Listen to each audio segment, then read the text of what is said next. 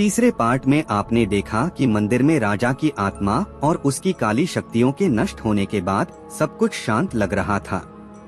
गांव वालों ने मीरा का धन्यवाद किया और मंदिर को पूरी तरह से एक पवित्र स्थान में बदल दिया।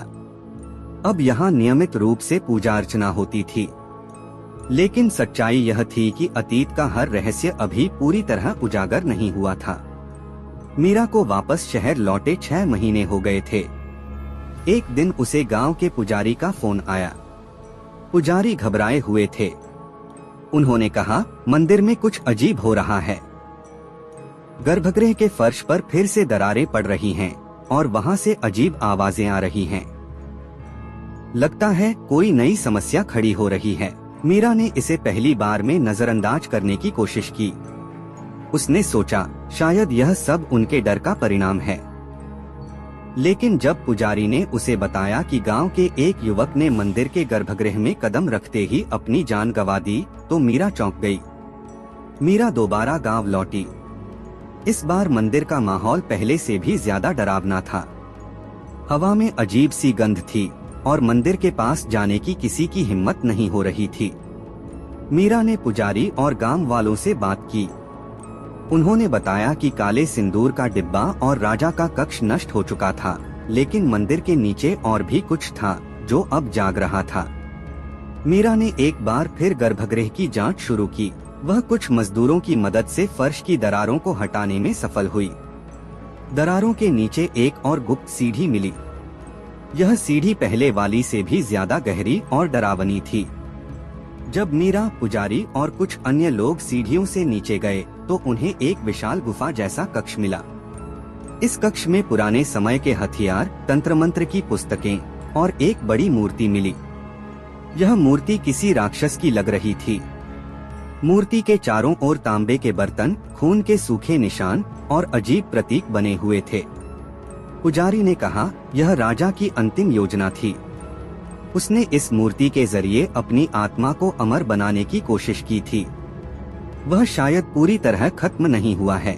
जैसे ही मीरा ने मूर्ति के पास कदम रखा, कक्ष में एक जोरदार कंपन हुआ।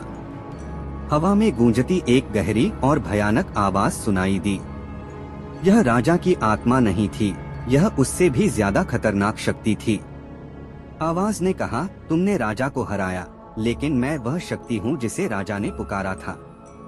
मैं तब तक यहाँ रहूंगा जब तक यह मंदिर पूरी तरह खत्म नहीं हो जाता।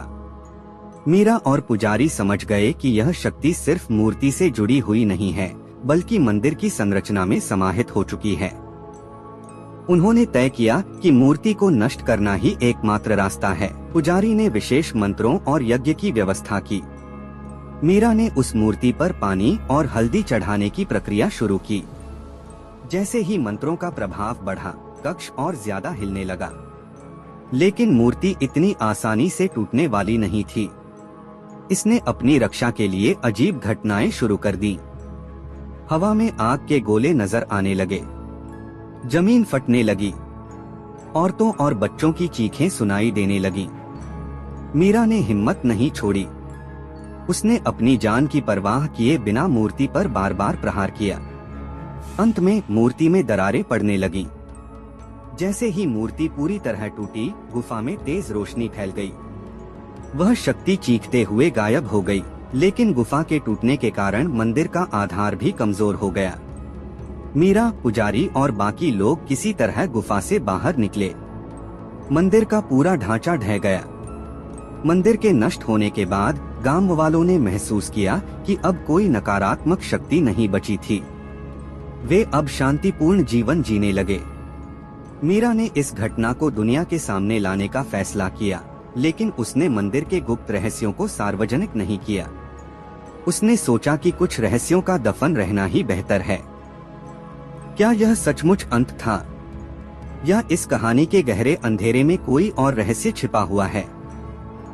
कहानी खत्म हुई है या शायद नहीं? तो बने रहिए काले सिंदूर का श्राप के साथ और मेरे चैनल हॉन्टेड टूर को सब्सक्राइब करें ताकि आपको बढ़िया बढ़िया भूतिया कहानी सुनने को मिले। तो चलते हैं अपने 5वें पार्ट में।